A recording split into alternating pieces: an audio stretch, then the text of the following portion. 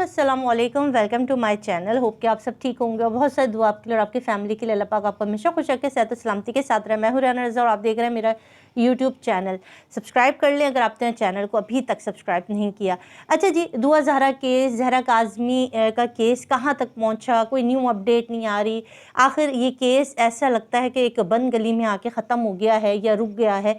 बहुत सारे लोग इसके ऊपर परेशान हैं। इस केस के अंदर जो करैक्टर थे वो सब कहाँ गए? नूर बीबी कहाँ गई? शब्बीर कहाँ गया? ज़हीर कहाँ है? और वो सारे गैंग इश्तिहारी मुल्ज़िमान जो इस केस के अंदर पहले दिन से मौजूद थे और इस केस को ख़राब करने की कोशिश कर रहे थे, क्या वो इस सब चीज़ों में कामयाब हो गए? आज हम जायज़े लेंगे और कुछ अपडेट आपके साथ शेयर करेंगे कि आखिर ज़हरा काज़मी केस का क्या हुआ। ये बच्ची अपने माँ बाप तक पहुँची या नहीं पहुँची? नहीं पहुँची तो क्यों नहीं पहुँची? ये अभी तक शेल्टर होम में क्यों है? क्या पाकिस्तान में और इस तरह की बच्चियों की ह्यूमन ट्रैफिकिंग क्या रोक दी गई है? क्या उस गैंग का पता चल गया जो बच्चियों को अगवा करता है, उनकी जबरी शादी कराता है और उसके बाद वो ऐसे गायब हो जाते हैं, वो बच्चियाँ गायब हो जाती हैं मंजर से कि माँ बाप ढूंढते रह जाते हैं मगर वो बच्चियाँ लापता रहती हैं। फिर शायद कई सालों तक इंतज़ार के बाद वो बच्चियाँ कभी ना कभी राब्ता करती मगर ऐसी जगह पर होती हैं कि वो कभी वापस नहीं आ सकती। अच्छा जी, ज़हरा काज़मी केस का सिलसिला कुछ ऐसे हुआ कि बहुत सारे लोग इस केस से जुड़ गए। ये पाकिस्तान का वो केस बन गया जो कि ट्रेंडिंग रहा। 6 महीने तक इस केस को लोगों ने फॉलो किया।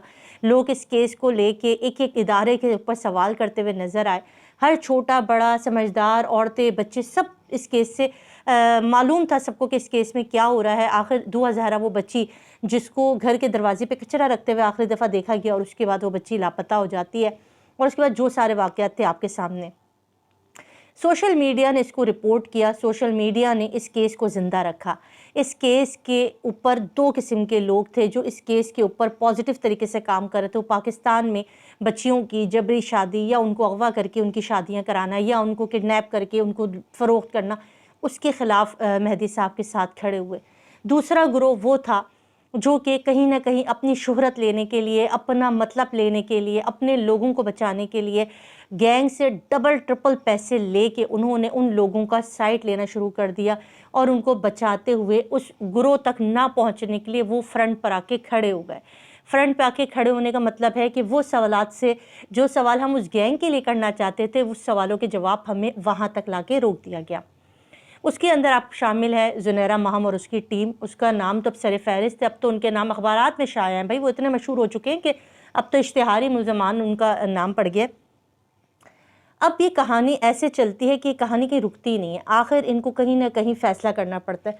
जज साहिबान को कोशिश की जाती है कि छुट्टियां करवाई जाएं, कभी यहाँ भेज दिया, कभी वहाँ भेज दिया, तारीख़ पे तारीख़, तारीख़ पे तारीख़, कोई डेट ना आ सके, कोई मतलब की चीज़ निकल ना सके। आखिर ऐसा वक्त आया कि इस केस को खींचते खींचते केस इतना लंबा हो गया कि इसको किसी न किसी पॉइंट पे पहुंचाना था और उसकी कोशिश में इसके केस के ऊपर माँ बाप से मुलाकात का इंदिया दे दिया गया। MLO जो पहले दिन से नहीं करवाना था वो नहीं करवाया गया। आखिर आपने कभी सोचा है कि इस MLO को होने से क्यों रोका गया और इस MLO के हो जाने से क्या क्या चीज़ें निकल के आ जानी थी? ये वो तहलका खेज़ हक़ाइक़ हो सकते थे जिनको शायद बहुत सारे लोग अभी तक कोट नहीं कर पाते या शायद आपको बता नहीं पाते कि इस MLO के पीछे की कहानी क्या थी। ये MLO ना होना था, ना हुआ और ना मुझे लगता है कि आगे आने वाले टाइम में इसको किया जाएगा, क्योंकि अगर ये मेडिकल हो जाता है बच्ची का तो इसके अंदर से बहुत सारी ऐसी चीज़ें निकलेंगी जो ख़ुद अदलिया के ऊपर सवाल उठाएंगी। ठीक है, इस वजह से इस MLO को रोका गया अदलिया को बचाने के लिए, क्योंकि बच्ची को पहला मेडिकल जो जाली मेडिकल बनाया गया था उसके बाद उस बच्ची को किन के हवाले किया गया। अगर इनको सज़ा दी जाती है और कहा जाता है कि इस बच्ची के साथ जबरी किया गया या इसके साथ ज़्यादती की गई या इसको मुजरमान के हवाले 3.5 महीने रखा गया, किससे भेजा? वो मेडिकल जाली मेडिकल रिपोर्ट क्यों बनाई गई? अदालत में कौन से जज साहब थे जिन्होंने उस जाली मेडिकल के ऊपर बच्ची को भेज दिया गया?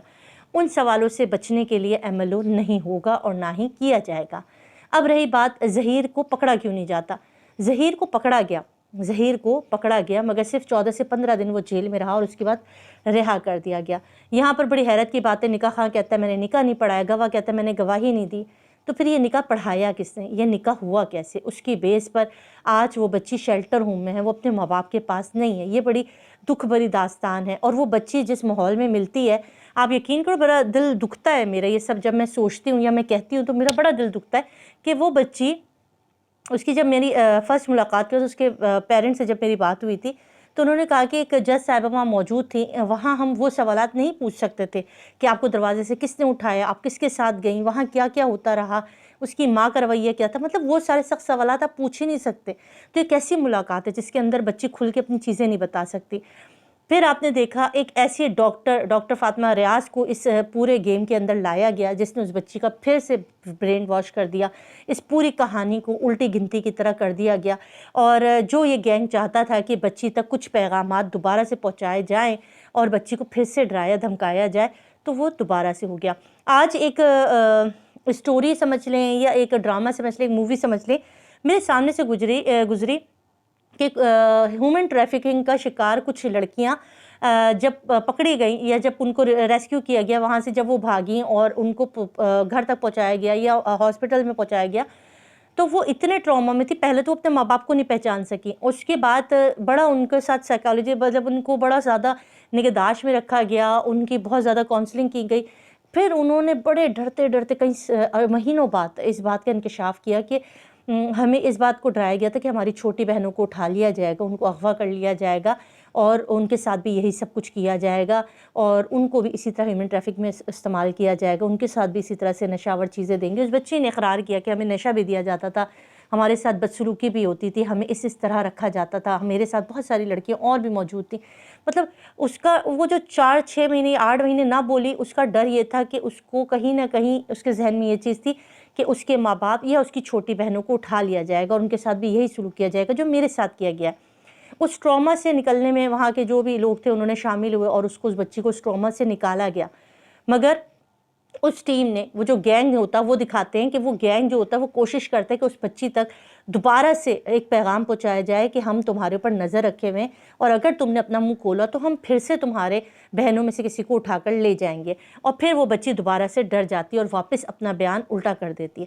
مطلب آپ اس چیز کو یقیناً یہ سمجھیے کہ یہ گینگ اتنا خوفناک تھا جب یہ بچی کراچی آ گئی اور جب اس نے سنا کہ بچی نے ماں باپ سے ملاقات کی، اپنی چھوٹی بہنوں سے ملاقات کی اور بڑی ریلیکس تھی، بہت اچھے سے تھی، بچی گھر بھی جانا چاہتی تھی، تو انہوں نے فوراً سٹ پٹا کے سب سے پہلا جو میسج کیا وہ ظہیر نے ایک تو درخواست دی کہ مجھے ملنا ہے، دوسرا اس نے باپ کو دھمکی دی بچیوں کی کہ آپ کی 2 بیٹیاں اور بھی ہیں۔ اس سے آپ اندازہ لگائیے کہ جو انسان باپ کو دھمکی دے رہا ہے اس سے بچی کو کتنا ٹرامے میں رکھا ہوگا یا کتنی دھمکیوں میں رکھا ہوگا۔ اس کے بعد یہ معاملہ تھما نہیں، بات اتنی آگے تک بڑھ گئی کہ کیس جو ہے وہ ظہیر کے گلے پڑ گیا۔ پھر انہوں نے کوشش کی کہ یہ جو نفسیاتی ڈاکٹر والا معاملہ ہوا ہے، چلو بچی تک کوئی تو پہنچا، اور انہوں نے اس ڈاکٹر کو ٹریپ کر کے بچی کے اوپر سب کا سب کچھ دوبارہ سے الٹا کر دیا، پھر وہی دھمکیاں وہ سب کچھ پہنچا دیا، اور آپ نے دیکھا سارے معاملات بگڑے، اور جو ان کا ہدف تھا کہ اس کیس کے مین جج صاحب کو ہٹایا جائے، اور بڑے افسوس کے ساتھ کہ ان جج صاحب کو صلاح الدین پنور صاحب کو اس کیس سے نکال دیا گیا، یعنی کہ وہ ہٹ گئے، انہوں نے کیس چھوڑ دیا۔